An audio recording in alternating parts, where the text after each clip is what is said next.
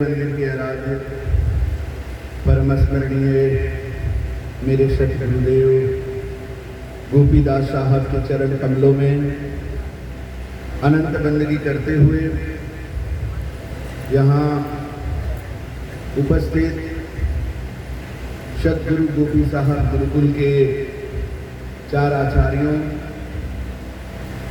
भजन मंडली, गुरुकुल के रत्न उभरते सितारे और शिष्य और शिष्याएँ और यहाँ उपस्थित महानुभावों, महिलाओं और बच्चों को मेरी सप्रेम साहेब बंदगी साहेब।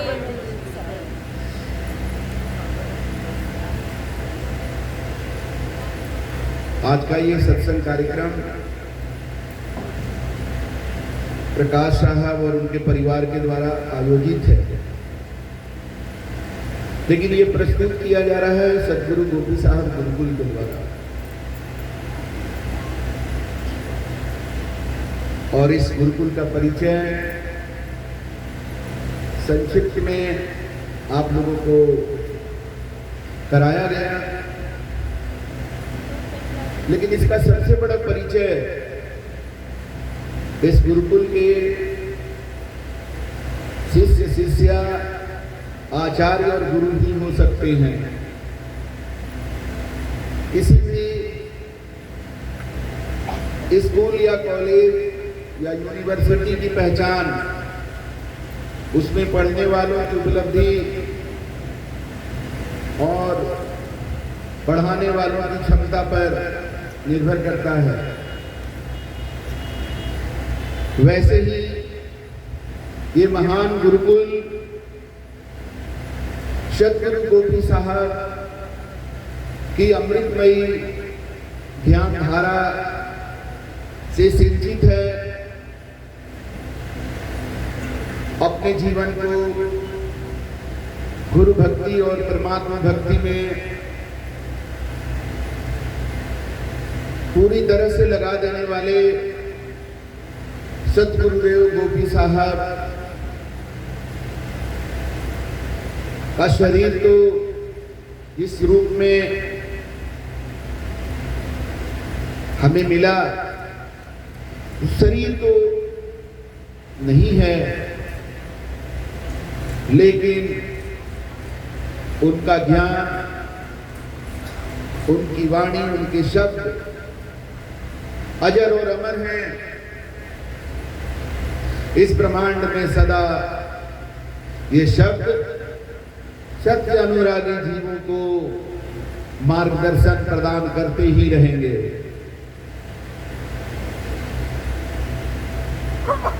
अब आप किताबों में उनके बारे में नहीं पढ़े हैं, इससे उनकी महानता कहीं भी कम नहीं हो जाती है, क्योंकि किताबों में तो आपने अकबर को भी महान पढ़ लिया। तो अकबर किताब में महान लिख देने से, आपके पढ़ लेने से, आपके जान जाने से मैं तो नहीं मानता हूं महान। उसी तरह से बहुत सारे महापुरुष हैं जिनकी उपलब्धियों को आप जानते हैं, और बहुत से ऐसे हैं जिनकी उपलब्धियों को आप नहीं जानते। हो सकता है भगवान राम के बारे में अमेरिका का कोई शहर हो, गांव हो, जहां लोग नहीं जानते होंगे, भगवान राम को नहीं जानते, तो क्या भगवान राम का कद उससे प्रभावित हो जाएगा? जो भगवान राम की जीवन की उपलब्धि है, त्रेता युग में उस रूप में उन्होंने जो कर दिखाया, वो जानने का, याद रखने का और जीवन में धारण करने का विषय है। अगर कोई नहीं जानता है तो ये उसके जीवन की कमी है। तो आज सतगुरु गोपी साहब के बारे में इस गुरुकुल के माध्यम से आप जान पा रहे हैं। ये आपकी जीवन के कमियों को पूरा करेगा और सदगुरु गोपी साहब गुरुकुल की यही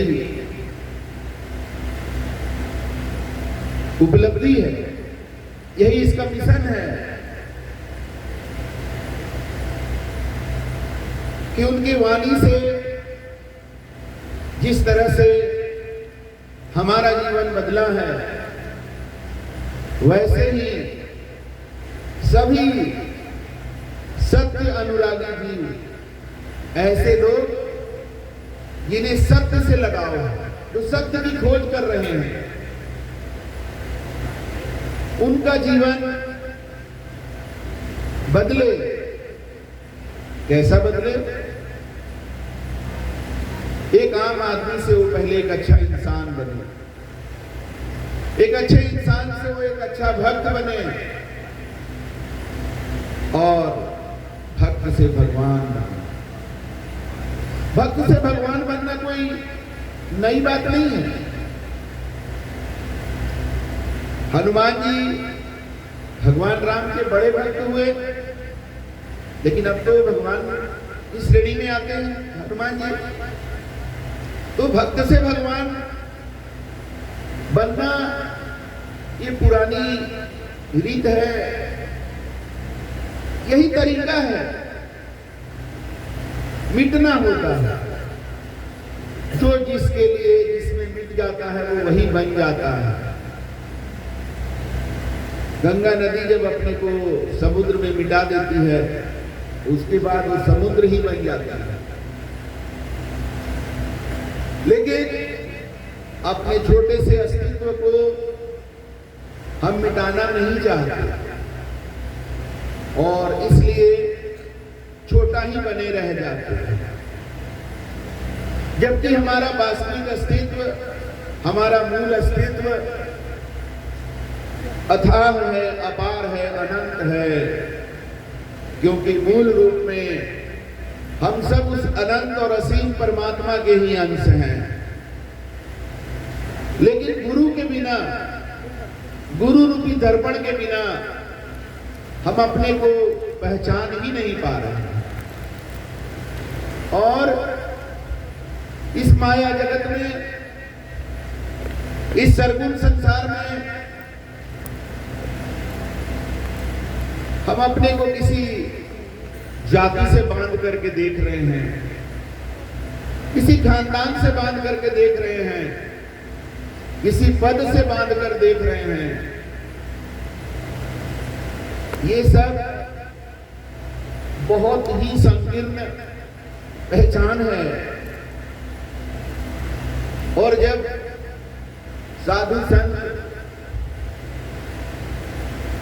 हमें जात पात और रिश्ते नातों की वास्तविकता, उसका यथार्थ बताने का प्रयास करते हैं, तो हमें अच्छा नहीं लगता। हम उसी में मगन रहना चाहते हैं, अपनी छोटी सी पहचान में, एक कुएं के मेढक की तरह। कुआं का मेढक कुआं में ही रेस लगाता रहता है, मेरा छलांग बड़ा है कि तेरा छलांग बड़ा है। लेकिन वो कभी भी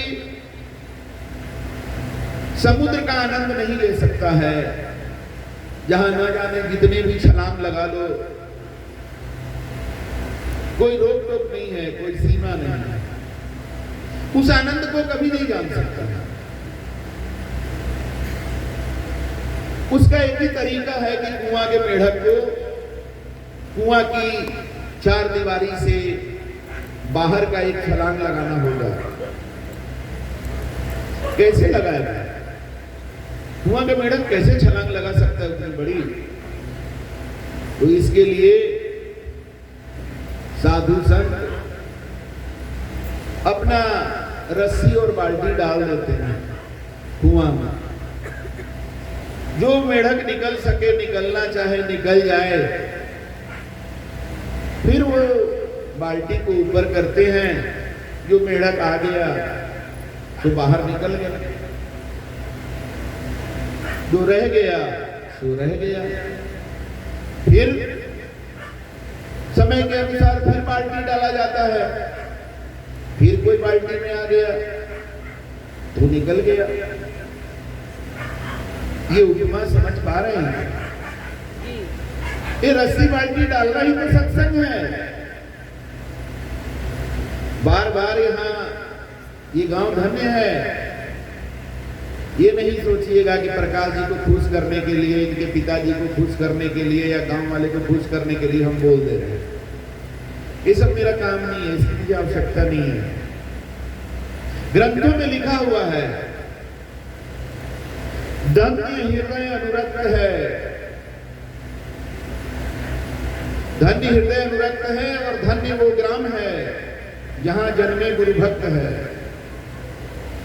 तो ग्राम में ऐसे गुरु भक्त जन्म लिए हैं जो पहले अपने माता पिता का जीवन प्रकाशित किए, फिर अपने पत्नी बाल बच्चों का जीवन प्रकाशित किए। इनका बेटा है अमरूद, इतना संस्कारी लड़का है, ऐसा ज्ञान है उसका कि हम क्या बताएं। हमारी इच्छा थी कि हम उसको भी बोलने के लिए बुलाएं, लेकिन थोड़ा समय ज्यादा हो गया इसलिए, और थोड़ा अभी बोलने में उतना फ्लुएंट नहीं है, बट समझदारी बहुत ज्यादा है, ज्ञान बहुत है। और अब अपने गांव को एक नई दिशा, जो परमात्मा दर्शन के मंजिल तक जाती है, उस दिशा में बढ़ाना चाहते हैं। बार बार सत्संग करा कर, लेकिन बड़े दुख की बात है कि यहाँ चंपारण जिला के बहुत सारे लोग बैठे हुए हैं। अगर आपको तकलीफ नहीं हो तो हाथ उठा सकते हैं कि चंपारण जिला के कितना लोग यहाँ पर हैं? थोड़ा हाथ उठा लेंगे, हाथ उठाए रखिएगा। आज चंपारण का नाम बाहर में चंपारण मीट हाउस से ज्यादा जाना जा रहा है। हाथ उठाए रखिए। कितना लोग को शर्म आता है इस बात से? आपका जिला है, किस बात के लिए जाना जा रहा है? Meat, Champaran meat. कोई ऐसे हैं जिनको शर्म आता है इस बात से? हाथ खड़ा रखिएगा, बाकी लोग गिरा लीजिए। जिनको शर्म आता है इस बात से वो हाथ उठा करके रखिएगा। इस चंपारण का नाम, हाँ इतना लोगों को शर्म आ रहा है, बहुत अच्छी बात है, शर्म आना चाहिए। हाथ गिरा लीजिए, धन्यवाद। एक बार हमने अपने पिताजी से कह दिया कि मुझे शर्म आता है अपने खानदान पर, तो मेरे पिताजी भड़क गए। क्या बात करते हो, हमारे दादा परदादा ऐसे हुए और तुम्हें किस बात पर शर्म आता है? हम बोले मुझे शर्म आता है कि मेरे दादा परदादा जमींदार थे, स्वतंत्रता सेनानी नहीं थे, हमें शर्म आता है। जब हम इतिहास की किताब पढ़ते थे तो हम सोचते थे कि जब देश अंग्रेजों की गुलामी को झेल रहा था, उस समय कौन अंग्रेजों के साथ था और कौन अंग्रेजों के विरुद्ध खड़ा था, तो हमें शर्म आया। तो आप चंपारण जिला के जरूर हैं, लेकिन ये चंपारण का नाम एक बार पूरे भारतवर्ष में महात्मा गांधी के सत्याग्रह के लिए हुआ था। आज न जाने वो सत्याग्रह कहां पीछे छूट गया है, और आज हमें बड़ा खराब लगता है। मेरा तो पूरा ब्रह्मांड मेरा है, लेकिन ऐसे कहिएगा कि आप चंपारण के कैसे हो गए। लेकिन हमें चंपारण के लिए ये दर्द पटना में रहने होता है। जब हम पटना में इधर उधर देखते हैं चंपारण मीट हाउस, आज चंपारण में जीव हत्या का बोलबाला है। प्रकाश जी के इतने रिश्तेदार लोग सत्संग में आए, समझा कर थक जाते हैं, मांस मछली खाना छोड़ना ही नहीं चाहते। साधु संतों को छोड़ देंगे, मांस मछली नहीं छोड़ेंगे। तो मरा हुआ जानवर तेरा क्या कल्याण करेगा? मांस मछली से इतना प्रेम है, मरा हुआ से प्रेम है, और चिंता गुरु से प्रेम नहीं है, साधु संतों से प्रेम नहीं है। अरे साधु संतों की महिमा तो ग्रंथों में गाई गई है। रामचरितमानस के मंगलाचरण में है, विधि हरिहर कवि कोविद वाणी, कहत साधु महिमा सकुचानी। विधि मतलब ब्रह्मा जी, हरि मतलब विष्णु जी, हर मतलब महादेव शंकर भगवान। सोच लीजिए, दुनिया जो ब्रह्मा विष्णु महेश की पूजा करती है, उनके बारे में कौन बोल रहा है? गोस्वामी तुलसीदास बोल रहे हैं कि विधि हरिहर कवि। कवि मतलब जहां न जाए रवि वहां जाए कवि। कवि ऐसे लोगों को कहते हैं जो कल्पना में वहां तक चले जाते हैं जहां तक सूरज भी नहीं जा सकता, सूरज का प्रकाश भी जहां नहीं जा सकता है। माइक वाला कहाँ है? माइक वाला कहाँ गया? माइक का आवाज कहीं नहीं आ रहा।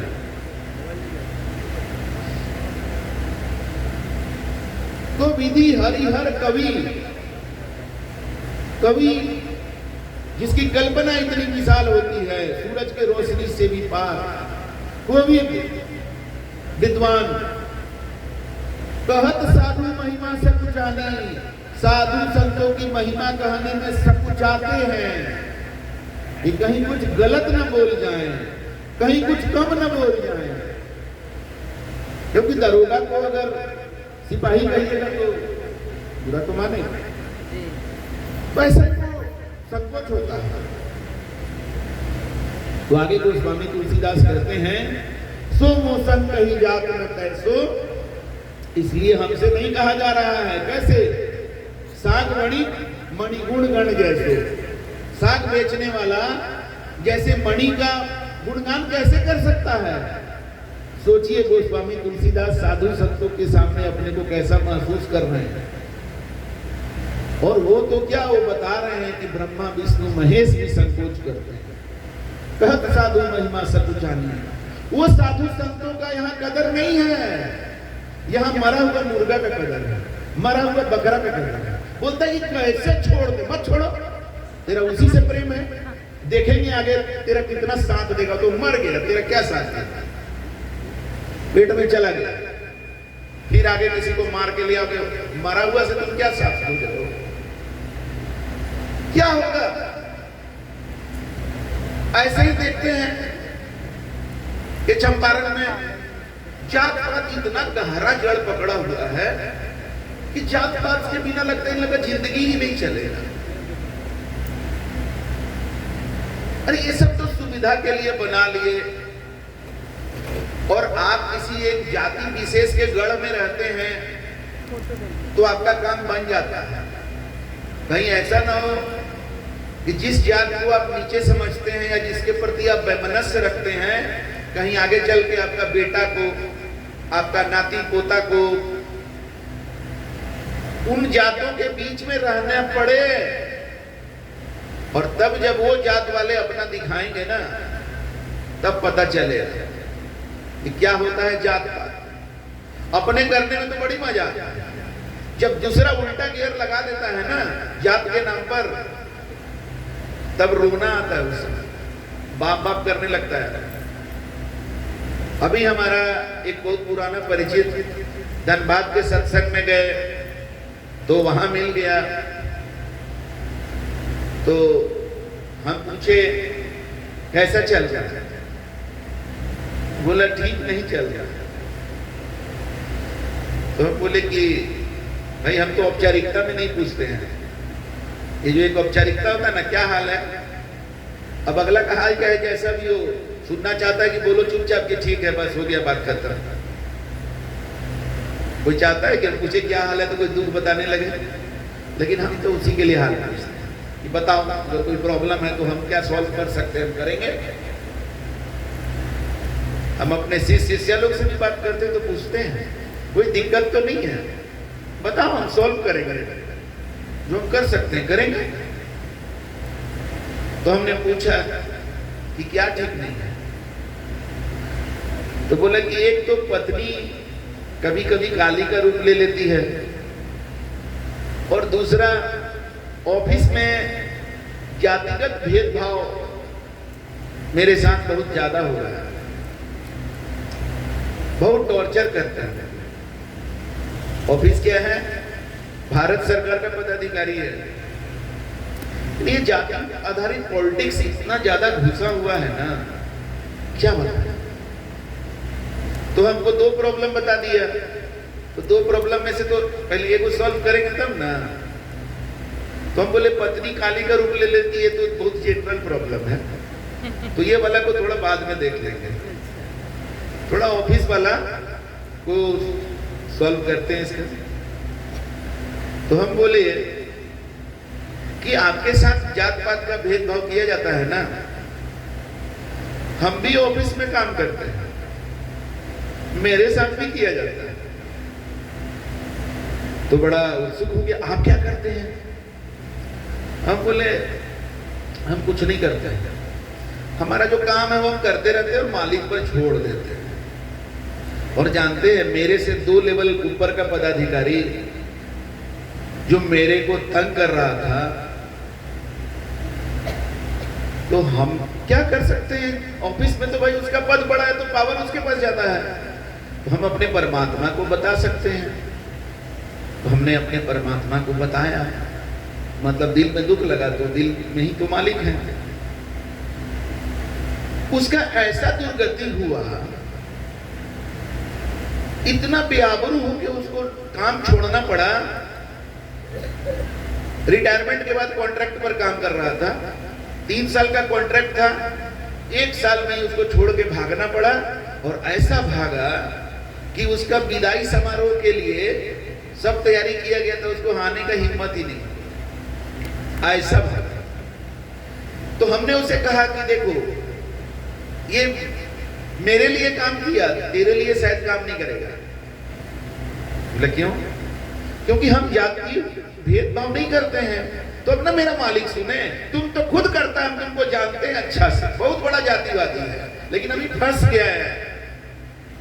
जहां उसके जाति का बहुमत था तो वहां तो अत्याचार किया, अब जिसका दूसरे का है तो इस पर कर रहा है। हम बोले कि तुम पर ये काम तब करेगा, पहले तुमको सही होना पड़ेगा, पहले तुम अंदर से जात पात का भेदभाव निकालो। तो कहता है कि प्रतिक्रिया तो देना पड़ता है ना। तो बोले प्रतिक्रिया का तरीका हम बताएंगे ना। प्रतिक्रिया का तरीका है, जो तो को काटा बुए ताही बोए तू फूल, तो को फूल है, पाको है त्रिशूल। हमारे ओम प्रकाश जी एक बार फोन करके बोले ये को बड़ा परेशानी है। क्या परेशानी? इनका घरे में भाई से परेशानी, हमको बता दिए। हमें मालूम है कि जब दुख मेरे पास किसी का आ जाता है ना, तो मालिक ने हमें गुरु का पद दिया है, तो दुख का किनारा भी तो वहां होगा ना। क्योंकि मेरे पास आके भी अगर दुख बच गया तो दुखी आदमी जाएगा कहां? तो परमात्मा की कृपा से वो प्रॉब्लम तो सॉल्व हो गया ओम प्रकाश जी का, लेकिन ये समझ नहीं पाए कि वो गुरु के कृपा से सॉल्व होगा। और ये अक्सर होता है, लोग अपना प्रॉब्लम बता देते हैं, मेरे तक आता है, प्रॉब्लम सॉल्व हो जाता है, तो सोचते हैं कि हम बहुत बड़े उस्ताद हैं, हम सॉल्व कर लिए, मेरा बड़ा पैरवी है तो फलाना पैरवी हुआ, ये हुआ वो हुआ। वो ये समझ नहीं पाते कि सारे पैरवी के पीछे परमात्मा ही है, और हम उसी परमात्मा के पास आपका दुख रख दिए।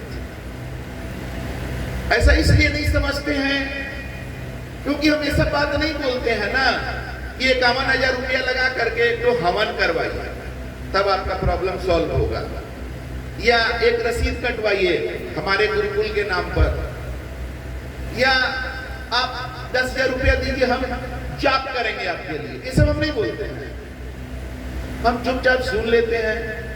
और उनके दुख से मेरा दिल में अगर दया उत्पन्न हो गया, मतलब जो वास्तव में पीड़ित होगा, जैसा कि अभी नागेंद्र जी ने बताया कि हमसे बोले कि आसपास के इलाका में लोगों के साथ झंझट होता है, विवाद होता है, तो लोग मेरे पास आते हैं उम्मीद लेकर के, तो अगर आप आज्ञा दें तो अब हम इस सब में थोड़ा रहे हैं।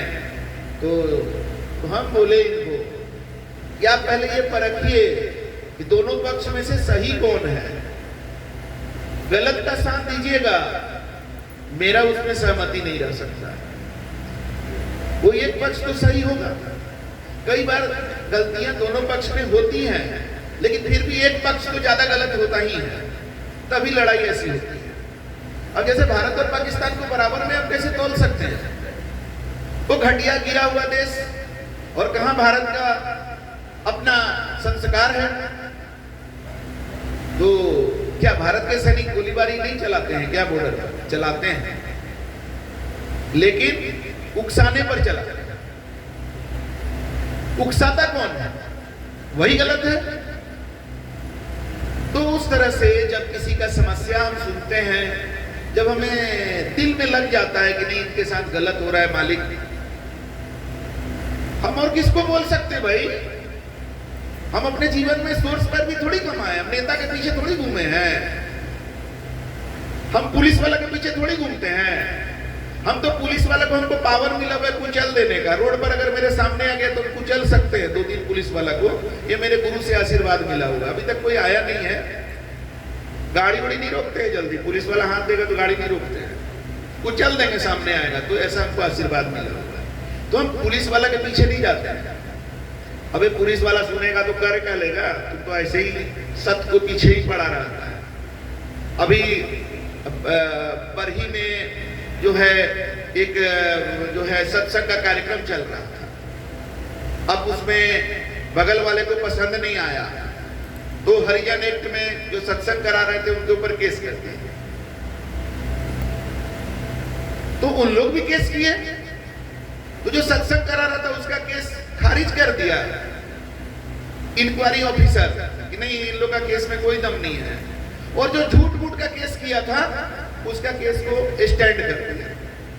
यही काम करते हैं पैसा ले दे करके। तो हम सत्संग भी करेंगे और पुलिस वाला का चमचागिरी करेंगे क्या? और उसको देख करो क्या करना है, चलो देखते हैं। तो ये पुलिस वाले के पीछे हम नहीं जाते हैं, और ना हम डरते हैं उन लोगों से। क्या डरना है जी? जो दिन भर घूस खा रहा है, इधर उधर कर रहा है, तो डरना किस बात का है? गलत को डरने की जरूरत है, सही क्यों डरेगा? तो मेरा कमाई ये भी नहीं है कि हम पुलिस वाला से आपका पैरवी करें, कि हम नेता से आपका पैरवी करें, और ना मेरे पास बहुत पैसा है जो हम आपको दे दें कि जाइए पैसा लेकर के घूस दे के काम करा लीजिए। मेरा ये सब कमाई ही नहीं है। हमने तो अपना जीवन पूरा अपने गुरु की भक्ति में लगाया और बाकी अपने परिवार को चलाया साथ में। तो मेरा कमाई तो गुरु का आशीर्वाद है, और गुरु के आशीर्वाद से हमें जो जगह मिला है वो ब्रह्मांड का वो जगह है जहां पर आकर के दुख कष्ट को किनारा मिलता है, जीवों को किनारा मिलता है। तो यहाँ जो दुख पहुंच जाएगा उसको तो खत्म होना है। लेकिन अक्सर लोगों का प्रॉब्लम जब सॉल्व हो जाता है तो फिर हम जीरो हो जाते हैं, वो हीरो हो जाते हैं। एक बार एक झारखंड से हमारे किसी चीज के रिलेशन में कोई था, तो बात किया फोन पर। तो महिला बोली कि मेरा बेटा जो है बचेगा नहीं, ऐसा है वैसा है। तो हम बोले कि तो डॉक्टर से दिखाइए ना, हम क्या करेंगे इसमें? तो बोले कि डॉक्टर से दिखा चुके हैं, 6 महीना से डॉक्टर से दिखा रहे हैं। ऐसा जब कोई बोलता है तब हमको लगता है कि ये मेरा केस है। डॉक्टर से जब हार जाओगे तब ना भाई, पहले डॉक्टर के पास जाओ। अगर डॉक्टर से हार गया तो मेरे पास तो फिर जगह है। तो हम बोले कि ठीक है, तुम अपना बेटा से हमको बात कराओ। अगर वो मांस मछली खाना छोड़ने का प्रॉमिस करेगा तब हम आशीर्वाद देंगे, और तुमको भी छोड़ना पड़ेगा। उसकी माँ को भी बोले, क्योंकि तुम रो रही है उसके लिए, तुमको भी छोड़ना पड़ेगा। तो फोनवे पर माई बेटा दोनों कलप कलप के बोल दिया कि छोड़ देंगे, नहीं करेंगे, बचा लीजिए, सब कर दिया। और तब हम बोले कि 15 दिन बाद हमको बरही आना है, वहां पर कार्यक्रम है, तो आकर के मिलना। अब 15 दिन बाद हमारे कार्यक्रम में वो आई, वो महिला आई, और आ करके अब हम जैसे अभी सत्संग कर रहे हैं तो मेरे पास में तो 2 कैमरा है ना, हम देखते रहते हैं। आप लोग गौर करिएगा, सूत भी जाते हैं, फिर उठते हैं तो सबको देख लेते हैं, किसका किस तरह का भाव है वो देख लेते हैं। तो हम देखे उस महिला का भाव जो है ना, कुछ सुनने का उसका भाव ही नहीं था, वो मेरा बात सत्संग का बात सुन ही नहीं रही थी। और जैसे हम रुके ना, बस आ गई मेरे पास और कहने लगी, कुछ बोलना चाह रही थी। तो हम बोले हाँ बताइए। तो मेरा नंदनी को ठीक कर दीजिए ना। बोले अरे तो नया चैप्टर खोल रही है। हम बोले कि आपका बेटा का क्या हुआ? तो कह रही बेटा तो ठीक हो गया है। अब वो बेटा का चैप्टर उसके लिए ना धन्यवाद कुछ नहीं, वो सोच रही है ना कि ये भुला गए होंगे कि बेटा के बारे में बात किए थे कि किसके बारे में बात किए थे। तो डॉक्टर के पास जैसे एक पुर्जा कटा है, उसी पुर्जा पर पूरा परिवार को दिखा लेते हैं, चला के वो करते हैं ना ऐसे। तो बोली वो पुर्जा तो बेटा का कटा हुआ था, बेटा तो अब ठीक हो गया, अब वो पुर्जा पर नतनी का जो है ना इलाज करवा लेते हैं इनसे। तो हम बोले कि आप ज्यादा तेज बन रहे हैं क्या? आपका बेटा ठीक हो गया, जो मरने था, उसके लिए आपके पास कोई शब्द नहीं है और आप दूसरा प्रॉब्लम लेके बैठ गए। ये सॉल्व हो जाएगा तो तीसरा प्रॉब्लम लेके बैठ जाइएगा। हम यहाँ हॉस्पिटल खोल के बैठे हैं क्या? ये हॉस्पिटल नहीं है। ये जो सत्य के मार्ग पर चलने के लिए तैयार हैं, जो सत्य के मार्ग पर चलने वाले हैं, उनके जीवन में कोई कष्ट आएगा उसके लिए हम हैं। जो झूठ के मार्ग पर चल रहा है, दूसरे को सता रहा है, दूसरे को दुख दे रहा है, उसका दुख हम रोकने वाले हैं, उसको और ठोकने वाले हैं। हम तो और उसको मारेंगे।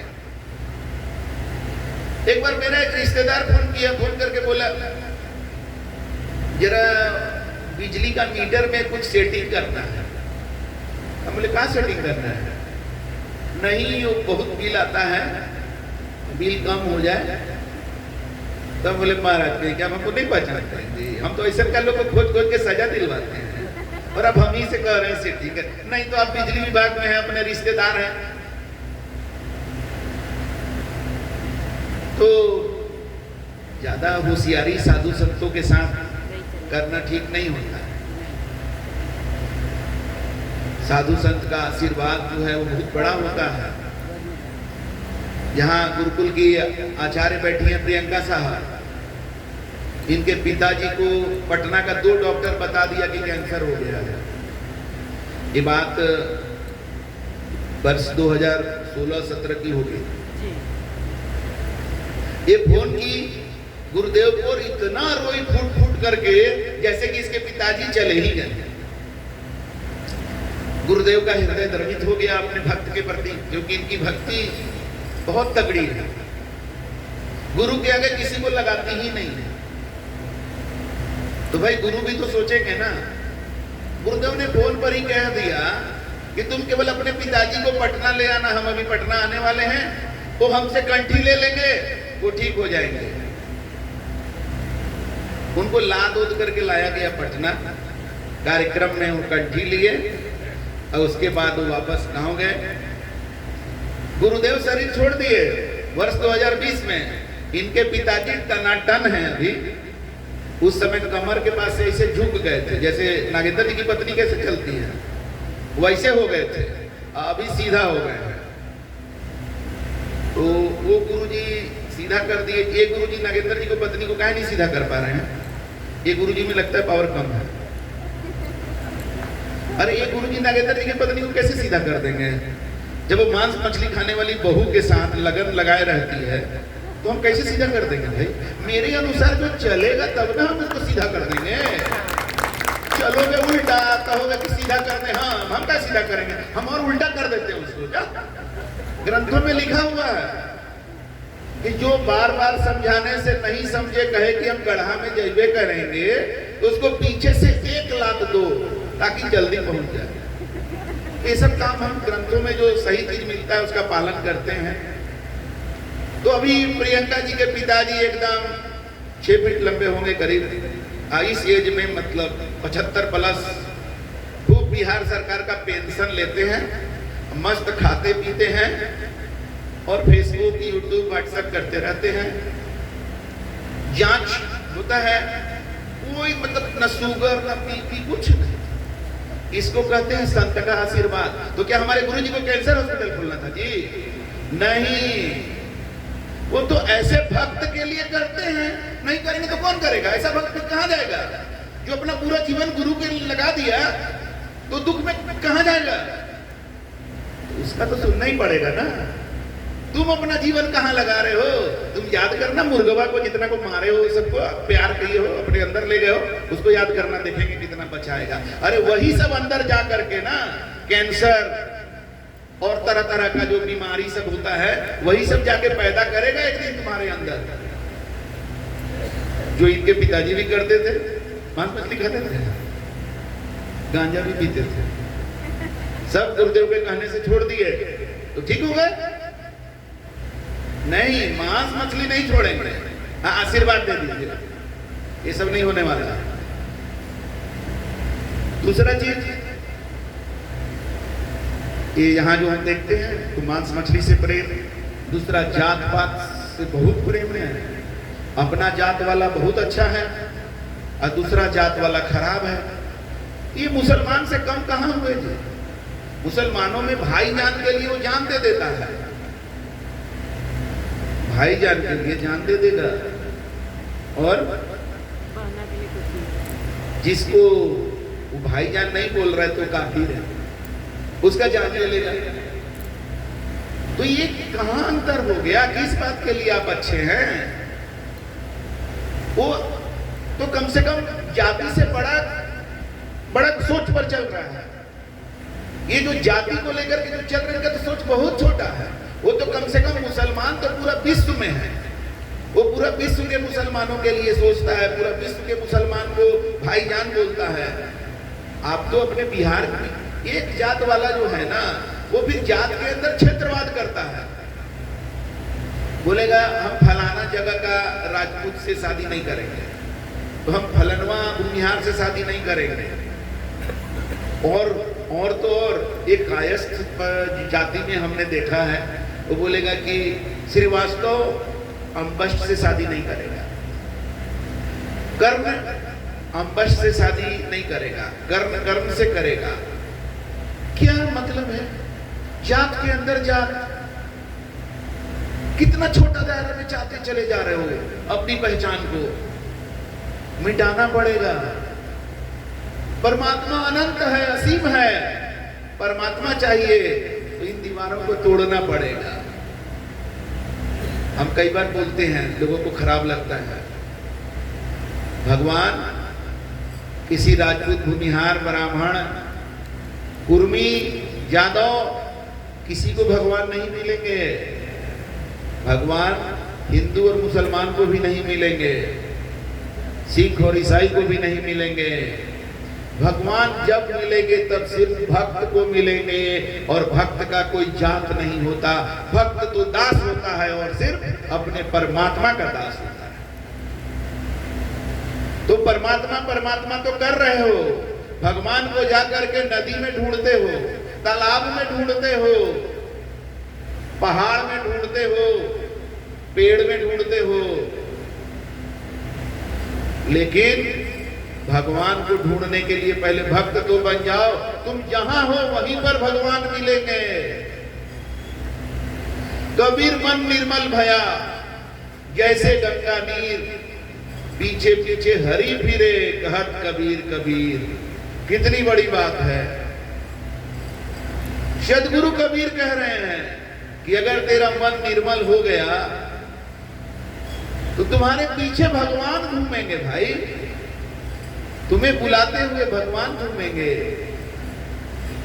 अरे आप सदगुरु कबीर का बात बोले, ओ कबीर दास का तो ऐसे ही उल्टा बानी रहता है। हम गीता का बात बता दे रहे हैं, भगवान कृष्ण का। भगवान कृष्ण कहते हैं, नाम वैराग्य 10 विप्रणाम, जिसके अंदर नाम मात्र का वैराग्य है, मतलब बैरागी होने का केवल वो वेशभूषा बना लिया है, वो 10 ब्राह्मण के बराबर है। नाम वैराग्य 10 विप्रणाम, ज्ञान वैराग्य शतानि च, जिसके अंदर वैराग्य का ज्ञान हो गया है कि ये सब दुनिया जो है माया है, सब रहने वाला नहीं है, असली चीज परमात्मा है, इस तरह का ज्ञान जिसको हो गया है वो 100 ब्राह्मण के बराबर है। आगे कहते हैं कर्म वैराग्य मम देहि, जिसके कर्मों में वैराग्य है वो मेरा रूप है, वो कृष्ण भगवान कह रहे हैं। और सबसे अंत में कहते हैं जो वित्त वैरागी है, जिसके अंदर वैराग्य पूरा समा गया है, मम दुर्लभम, कृष्ण भगवान ने कहा कि वो हमें भी दुर्लभ है वैसा वैरागी। तो देखिए वाणी मिल रहा है कि नहीं। और रामचरितमानस में भी देखिए, निर्मल मन जन सो मोहि पावा, कौन पाएगा? निर्मल मन, मोहे छल कपट छिद्र न भावा।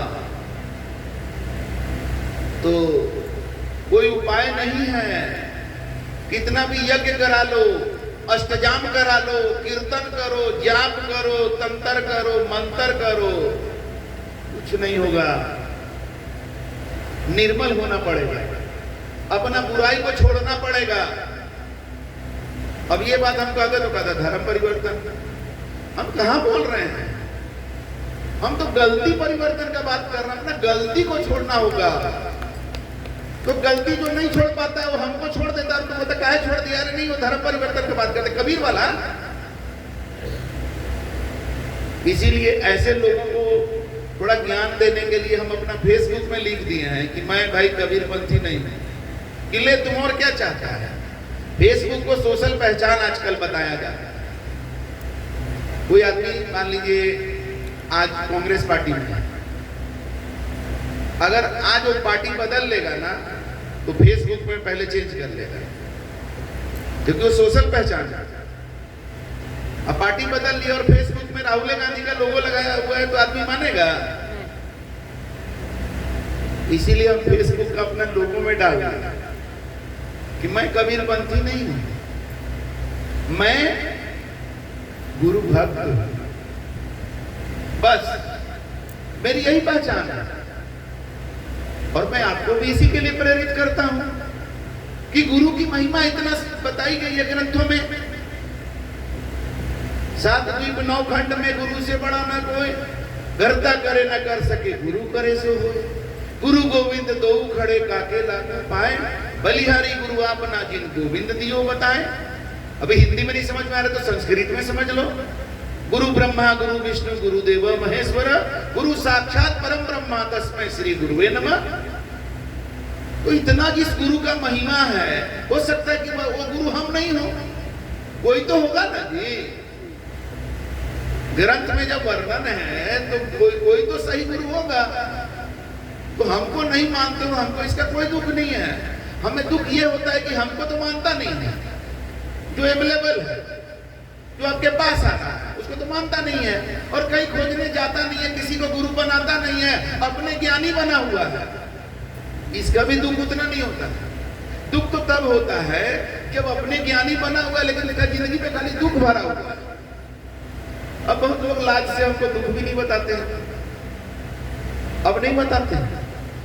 पहले बताए तो हम कहते हैं कि भाई ये वाला गलती अपना दूर करिए, मांस मछली खाइएगा।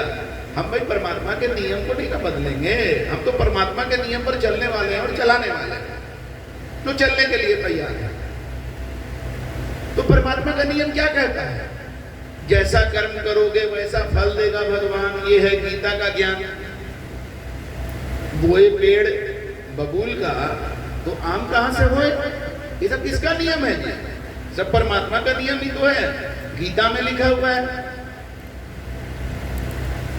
हिंदू जो फिलॉसफी है उसमें कर्म का सिद्धांत बहुत महत्वपूर्ण स्थान रखता है। कर्म का सिद्धांत क्या है? जो कर्म करोगे उसका फल तुमको भोगना पड़ेगा। अच्छे कर्म का अच्छा फल मिलेगा, बुरे कर्म का बुरा मिलेगा। 4 वेद 6 शास्त्र में बात लिखा है, 4 वेद और 6 शास्त्र अगर आप नहीं पढ़े हैं तो आज के बाद आपको पढ़ने का भी जरूरत नहीं है। हम आपको 4 वेद 6 शास्त्र का ज्ञान दे रहे हैं। 4 वेद 6 शास्त्र में बात लिखा है, सुख देते सुख होता है और दुख देते दुख होए। जो दूसरे को दुख देगा उसको दुख ही होगा। तो हमारे पास दुख सुना होगा तो हम सबसे पहले बोलेंगे कि दूसरे को दुख देना बंद कर। कहता है हम तो किसी को दुख नहीं देते हैं। तो हमने मुर्गा खाते हैं, हाँ और तो खाते हैं, तो मुर्गा को दुख नहीं होते हैं। नहीं ये तो सोचे नहीं, तो तेरे नहीं सोचने से क्या होगा। तू आंख बंद कर लेगा बिल्लिया के जैसा, बिल्ली आंख बंद करके दूध पिएगी कि कोई देख नहीं रहा है, तो उससे थोड़ी हो जाएगा। तो ये सब नहीं चलेगा। पहले तुम दूसरे को दुख देना बंद करो, फिर हम तुम्हारे सारे दुखों का जवाबदेही ले लेंगे। 1-2 नहीं, सारे दुखों का जवाब। कितना आसान है, लेकिन आसान रास्ता कठिन तब हो जाता है जब हमारा जीवन सत्य से बहुत दूर चला जाता है। तो आदमी सोचता है कि अब इतना दूर हम कैसे यात्रा कर पाएंगे, क्योंकि वो अपनी कमजोरी तो जानता है लेकिन गुरु के ताकत को नहीं जानता। अभी विकास जी बताया ना, सिगरेट छोड़ने जब बोले उनको, तो उनका जो है लगा कि अगर सिगरेट गुरु के कहने पर छोड़ भी दें तो निकोटेक्स तो कम से कम अलाउ कर दीजिए गुरुजी। निकोटेक्स में निकोटीन नहीं होता है लेकिन वो फीलिंग कराता है वैसा, तो वो तो अलाउ कर दीजिए। तो हमने कहा कि तुम्हें निकोटेक्स की जरूरत ही नहीं पड़ेगी, तुम केवल दिल से बोलो कि हाँ गुरुदेव हम छोड़ने के लिए तैयार हैं। ये शक्ति है गुरु की कृपा की। कौन समझ पाएगा? जो चलेगा वही ना समझेगा। विकास जी छोड़े तब तो समझ पाए कि गुरु के कृपा में कितनी शक्ति है, कि निकोटेक्स का जरूरत नहीं पड़ा। अरे वो बताते हैं एक दिन में 25-30 सिगरेट पीते थे। हम बोले देखो विकास, तुम मंच से बोलता है कि हम 25-30 सिगरेट पीते थे ना, हमको बचता नहीं है। इतना सिगरेट कोई कैसे पी सकता है? क्योंकि सत्य बात यह है कि हम अपने जीवन में आज तक कभी सिगरेट, बीड़ी, खैनी, मतलब कोई तरह का नशा किए ही नहीं। ऐसा नहीं कि कोशिश नहीं की। कॉलेज में पढ़ते थे तो सिगरेट जो स्टाइल में पीता है तो थोड़ा यंग स्टेज में आता है ना, थोड़ा स्टाइल मारने का। तो हम भी बोले, मेरा दोस्त सिगरेट पीता था, हम बोले लाओ जरा हम भी स्टाइल मारते हैं। तो लिए ऐसे स्टाइल में, यहाँ तक लाए तो इतना कस के खांसने लगे। हम बोले ले काहे के लिए आदमी पीता है जी ऐसा बिना मतलब का, इतना परेशान हो गए, काहे के लिए पिएंगे, हड़प। फिर एक दिन सोचे दारू क्यों पीता है सब, आखिर दारू में क्या है जरा देखते हैं। तो जो दारू का पैग वाले दोस्त लोग थे उन लोग के साथ गए, बोले लाओ यार आज एक पैग हमको भी दो, जरा हम भी चेक करें। यहाँ तक लाए तो इतना गंदा महका ना, हम बोले पैसा दे के इतना बदबूदार चीज पीने का मतलब हमको नहीं समझ। अब ऐसा व्यक्ति को कोई कहता है, वो लड़का जो है कि हम 25-30 को सिगरेट पीते थे, तो हम बोले विकास हमको बचता नहीं है, तो मन से बोलता है। तो बोला कि गुरुदेव सही में पीते थे, तो ये तो हमसे झूठ नहीं बोल सकता, हमको पक्का पता है। तो हम बोले लेकिन जाने दो, तुम अब से ना मंच में 18-20 बोलना। आज बोला 18-20। कई बार सत्य भी ऐसा हो जाता है जो डाइजेस्ट होने जैसा नहीं लगता है, तो थोड़ा डाइजेस्टिबल कर दो उसको, तुम 18-20 बोलो। क्योंकि 25 अगर पीता था तो 18-20 भी तो उसमें आ गया ना। तो देखिए गुरु की कृपा में कितनी शक्ति है कि आपको केवल समर्पित होकर के दिल से स्वीकार करना है, बाकी काम गुरु के कृपा से हो जाएगा। अभी आप लोग सुने ना, और रवि बोला ना बैक बेंचर थे, पढ़ते नहीं थे, तो ऐसा नहीं कि बिना पढ़े अभी उसका हो रहा है, पहले भी पढ़ता था, मन नहीं लगता था। अब वही काम मन से करने लगा तो कायाकल्प हो गया कैरियर का उसका। राधिका टॉपर स्टूडेंट नहीं थी, लेकिन कितने टॉपर को पछाड़ दी, एवरेज स्टूडेंट कितने टॉपर को पछाड़ दी। अब ये तो बता नहीं सकी, ये जब फूड सेफ्टी ऑफिसर बनने के बाद कॉलेज से घर गई ना, बरही में इसका इतना जबरदस्त स्वागत हुआ, हम क्या बताएं, बहुत शानदार स्वागत हुआ। हम देखे तो हम बोले कि इससे भी बड़ा बड़ा पोस्ट पर कितना लोग चला गया, ऐसा स्वागत नहीं हुआ। ये सब गुरु की कृपा है।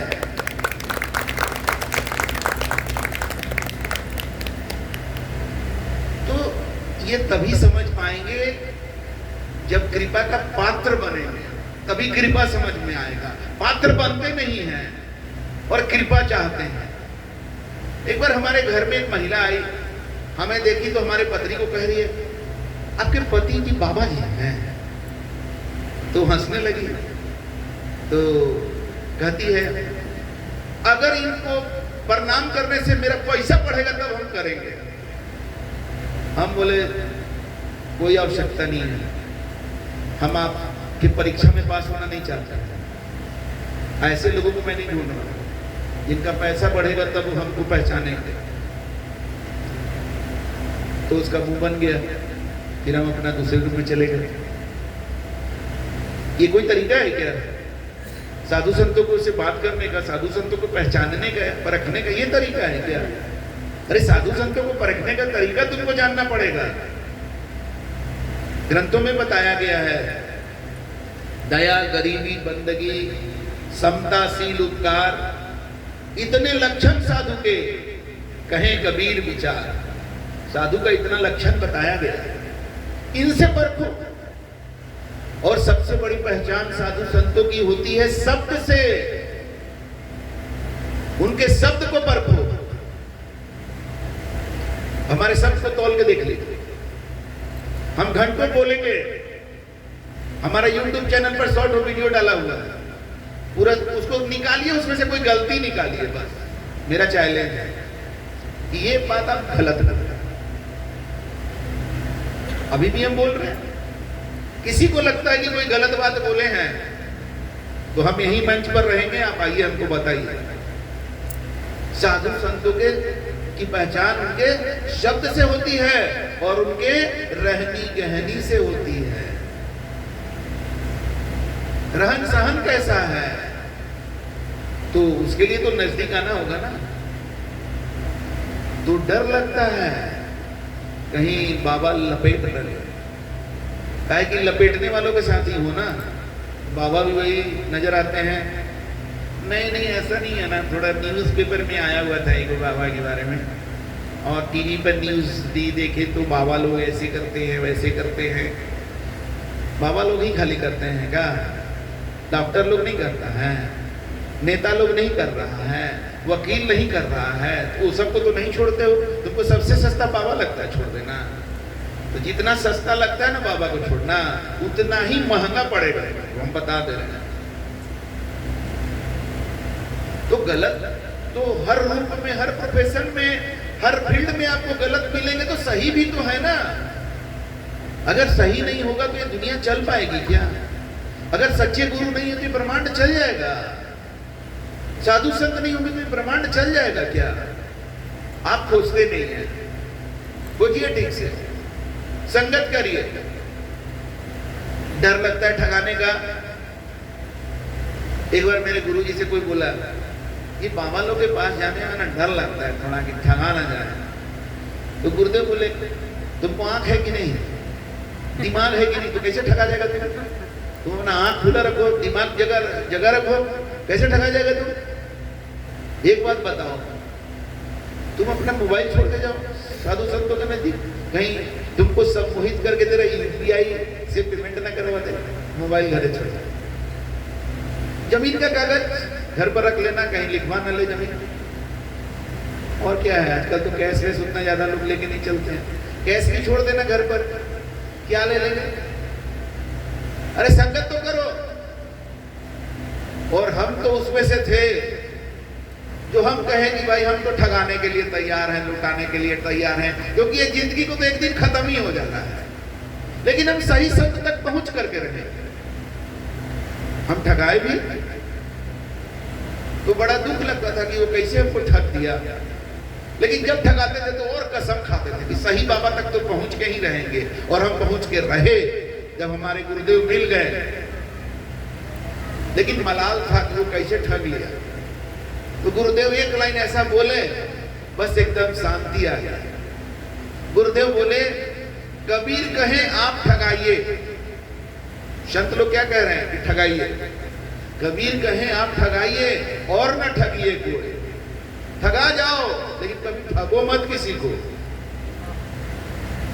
कल ये हमारे गुरुकुल की आचार्य प्रियंका साहब गई थी रूपम जी के यहाँ सत्संग में। इनका चप्पल, इनका जूती जो है ना, वो कोई लेके चला गया। तो जूती लेके चला गया। अब ये बेचारी खाली पैर हो गई, खाली पैर ही आ गई। अरुण जी और रूपम जी इतना व्यस्त थे कि उनको भी ध्यान नहीं आया कि मेरे घर में आया हुआ जो गुरु का स्वरूप है वो खाली पैर जा रहा है। अरे घर में का कोई चप्पल दे देते, हवाई चप्पल दे देते, खाली पैर आई वहां से। फिर चाहते हैं कि आशीर्वाद पूरा मिले, कहां से मिलेगा बताइए। हमारे गुरुकुल की आचार्य आपके घर से खाली पैर लौट के आ गई और आप कहते हैं चलने लगे तो रूपम कह रही है कोई गलती हुआ होगा तो माफ कर दीजिएगा। कोई गलती हुआ होगा अगर मगर, तो हम मुस्कुरा के रह गए। बोले तेरा लैंग्वेज ही बता रहा है कि तुमको एहसास ही नहीं है गलती का, तो हम क्या माफ करें। एक बार मेरी पत्नी गई थी एक मेला में, वहां कोई मंदिर था, वहां गई तो निकल रही है तो उसका चप्पल गायब। तो क्या कि दूसरे का चप्पल पहन के चल और आगे कह रही मेरा चप्पल चुरा लिया। तो हम क्या खाली पैर आते, हम भी दूसरे का पहन के चले आए। हम बोले अरे भाई तेरा चप्पल चला गया तो तुमको कैसा लगा बताओ। तो जो तेरा चोरी किया तुम तो किसी का भी पहन ली, जो तेरा चोरी किया उसका तो नहीं ना पहनी, तुम किसी का भी पहन ली, उसको कैसा लगा होगा। तो तुम तो वही काम कर रही। छोड़िए जाने दीजिए, हमको ये सब नहीं है, हम खाली पैर आते हैं। लेकिन प्रियंका जी तो ऐसा नहीं कर सकती थी ना जी, ये आचार्य है ना गुरुकुल की, खाली पैर आते। बताइए तो ठगा जाइए ये मत। कबीर कहे आप ठगाइए और न ठगिए कोई, आप ठगाए सुख होता है। वाह रे वाह, क्या वाणी है। आप ठगाइएगा तो सुख होगा, ये संत कबीर ही बोल सकते हैं भाई। आप ठगाए सुख होता है और ठगे दुख होए। दूसरे को ठगोगे तो पाप का फल भोगोगे। तुम ठगा गए तो अब तुम तो ठगा ही गए, तुम तो कुछ गलती नहीं ना किए जी, तुम ठगा गए तो जो गया सो गया।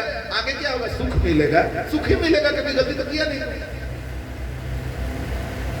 तो जिंदगी में तो ठगाते ही रहते हो भाई। थोड़ा गुरु को परखने के चक्कर में अगर एक तो गलत बाबा मिल जाएगा तो क्या कर लेगा। बच के रहना, थोड़ा हिसाब से जानो तो सही, कुछ तो नजदीक तो जाना ही पड़ेगा ना। तो ये तरीका है, हमें अपने जीवन में गुरु की खोज करनी होगी, गुरु की परख करनी होगी। डरने से काम नहीं चलेगा ना भागने से काम चलेगा। तो हम बहुत ठगाए हैं बाबा लोग से। मेरे घर में बचपन से ही बाबा लोग का आना जाना रहता था और हम परखते रहते थे। मेरे पिताजी भी ठगाते थे ऐसे करते करते, लेकिन प्रण था सही तक जाना है। तो आइंस्टाइन जब बल्ब बना रहा था उस समय दुनिया के और भी बहुत सारे वैज्ञानिक बल्ब बनाने में लगे हुए थे, खोज करने में। और धीरे धीरे जब बनाने में असफल रहे तो छोड़ दिए कि नहीं नहीं ऐसा कुछ बन नहीं सकता है, इस तरह का कुछ बन ही नहीं सकता है। लेकिन आइंस्टाइन लगा रहा, हजार तरीका अपना लिया, बना नहीं। मीडिया वाला पहुंच गया इंटरव्यू लेने, क्या कर रहे हैं आइंस्टाइन जी, इतना मेथड आपका फेल कर गया। बाकी वैज्ञानिक बोल रहे हैं कि ऐसा कुछ बन ही नहीं सकता है। तो आइंस्टाइन कहते हैं कि हम बहुत नजदीक आ गए हैं, बल्ब बनाने के हम बहुत नजदीक आ गए हैं। क्योंकि 1000 तरीका जो फेल कर गया वो बताता है कि इस तरीका से बल्ब नहीं बनेगा।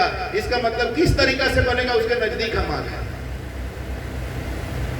तो जैसे जैसे गलत लोग जीवन में मिलते जाते हैं ना, वैसे वैसे सही लोग की परख आपको होती चली जाती है।